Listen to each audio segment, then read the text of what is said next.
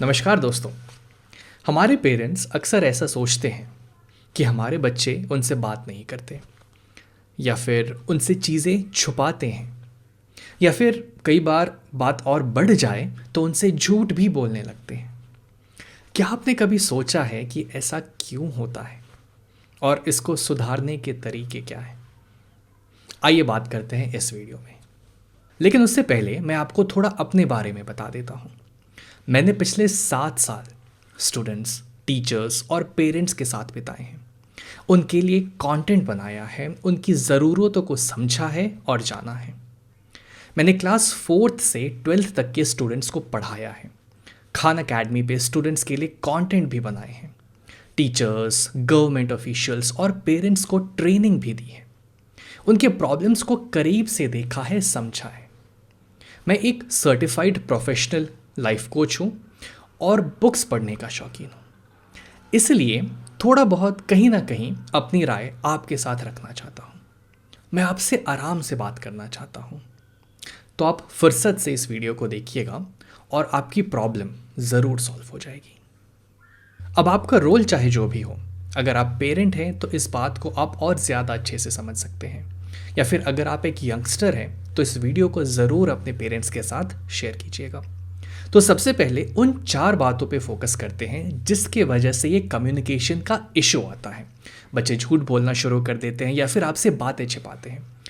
पहला रीज़न, ये एक ह्यूमन टेंडेंसी है। इसमें एक यंगस्टर या फिर बच्चे की गलती नहीं है कि अगर मैं आपसे कोई बात बोलूं और कहीं ना कहीं मेरे दिमाग में ये बात हो कि हो सकता है कि आप ये बात किसी और को बता दें, क्योंकि वो बात मेरे लिए बहुत पर्सनल हो सकती है, जिसका शायद आपको अंदाज ना हो, आपके लिए बहुत मामूली बात हो।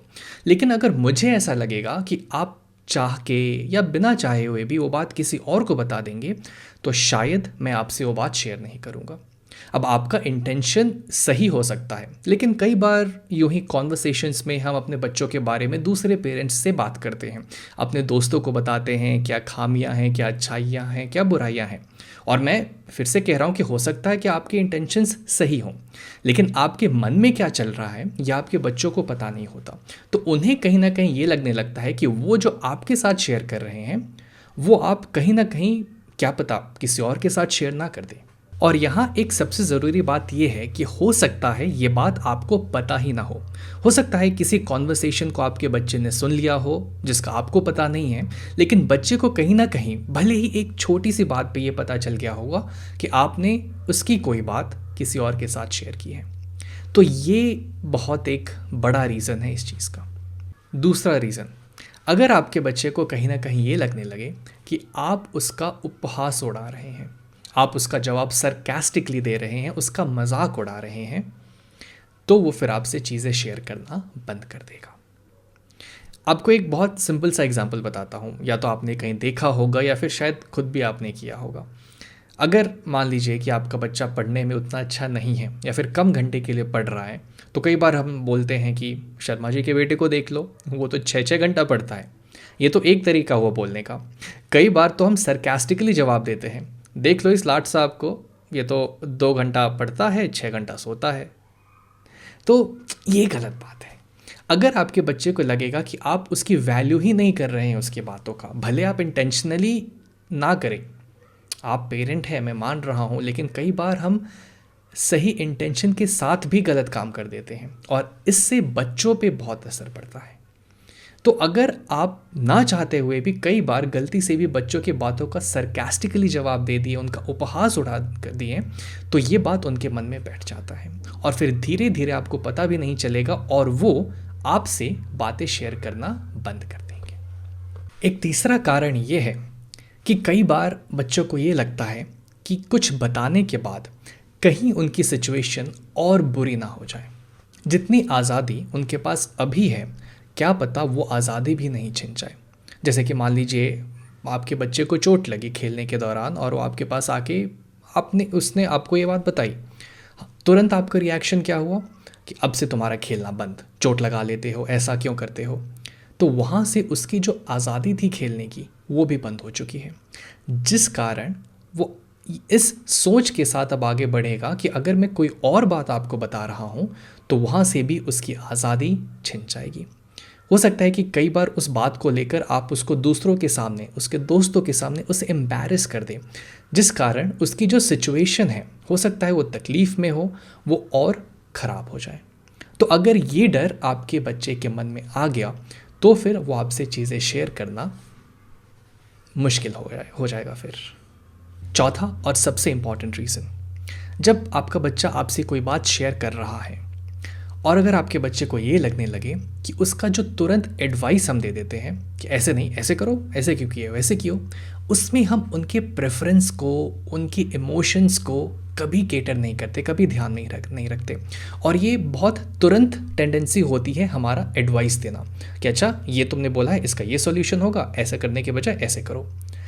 अब आपने सोल्यूशन तो दे दिया और हो सकता है कि आपके पॉइंट ऑफ व्यू से वो बेस्ट सोल्यूशन होगा, लेकिन एक चीज़ आपको हमेशा ध्यान में रखनी होगी कि वो सिर्फ आपके पॉइंट ऑफ व्यू से बेटर सोल्यूशन नहीं है, वो आपके लिए एक सेल्फिश सोल्यूशन है। आप कहीं ना कहीं चाहते हैं कि वो चीज़ हो जिससे आपका काम आसान हो जाए, ना कि आपके बच्चे का।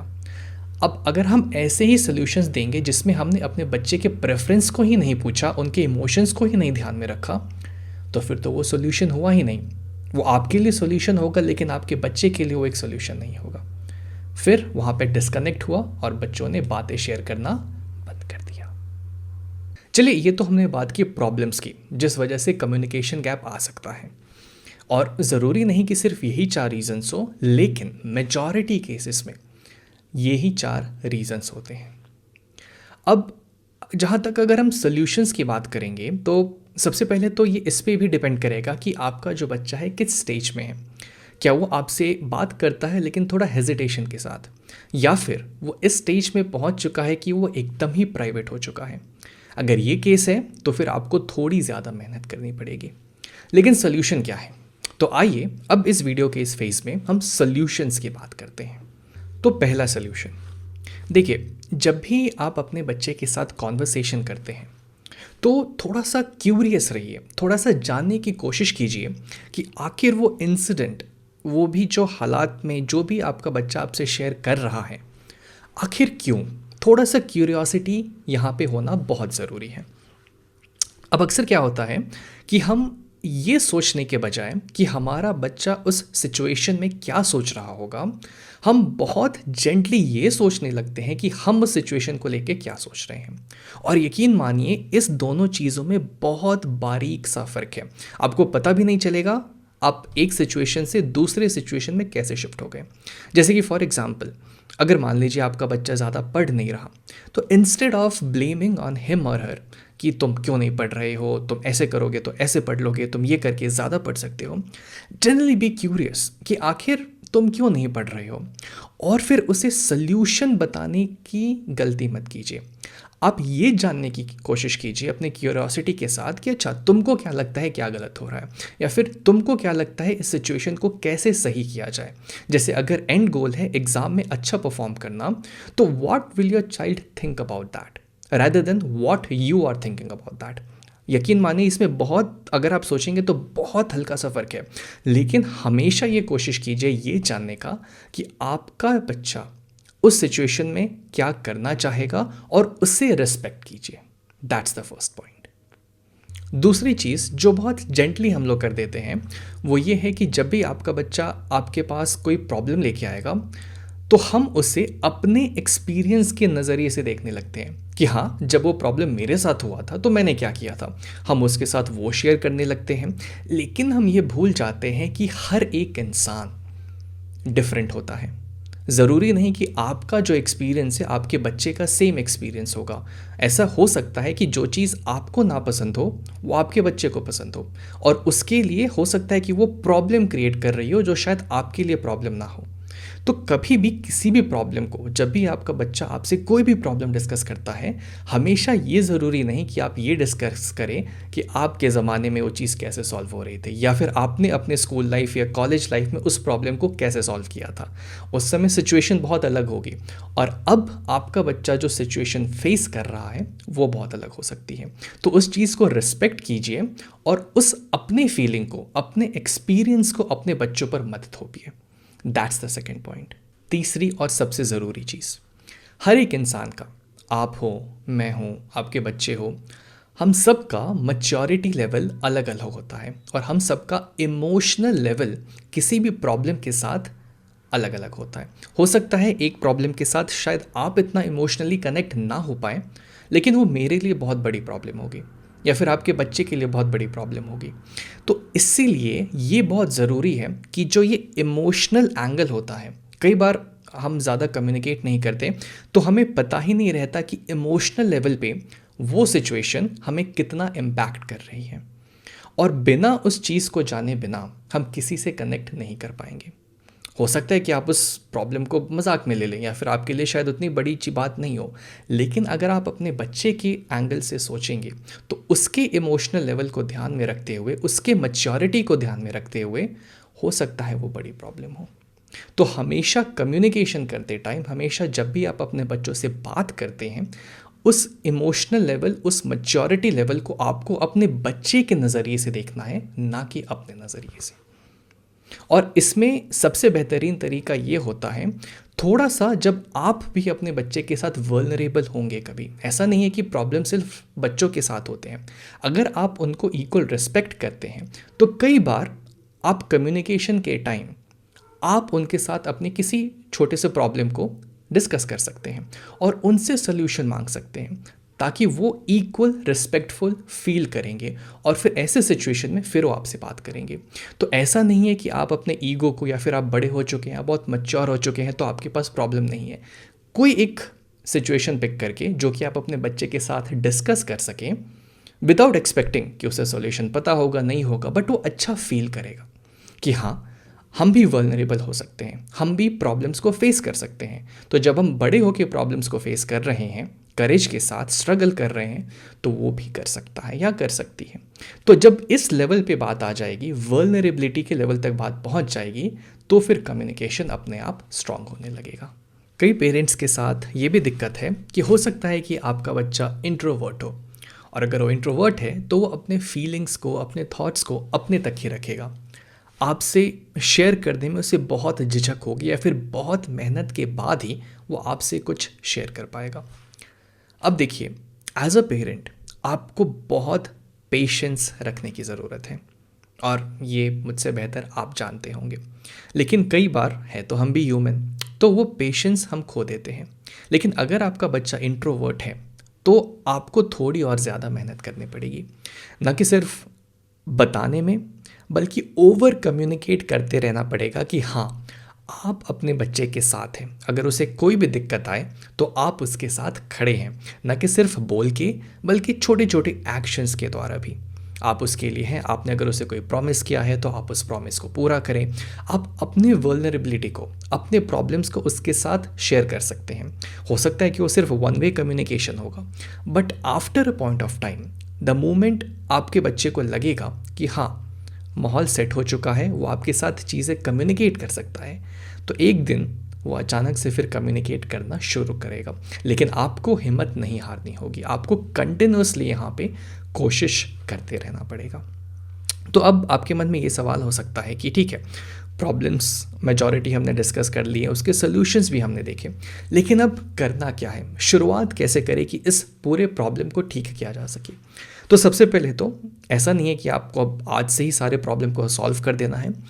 सबसे पहले सोचिए कि प्रॉब्लम कहाँ पे है, कुछ दिन दीजिए इसको, आराम से सोचिए। प्रॉब्लम को जब आप अच्छे से आइडेंटिफाई कर पाएंगे, फिर ही आप उसके सोल्यूशन तक पहुंच पाएंगे। और ये इतना सटल होगा कि शुरू में शायद आपको पता भी ना चले कि प्रॉब्लम कहाँ है।